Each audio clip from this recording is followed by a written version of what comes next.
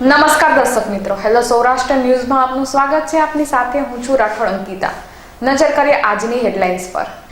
રાજકોટ જિલ્લાના વિછિયા તાલુકામાં સોમપીપળિયા ગામ ખાતે 24 કુટુંબોને રહેણાંકના નિઃશુલ્ક પ્લોટના કબજા સોંપાયા.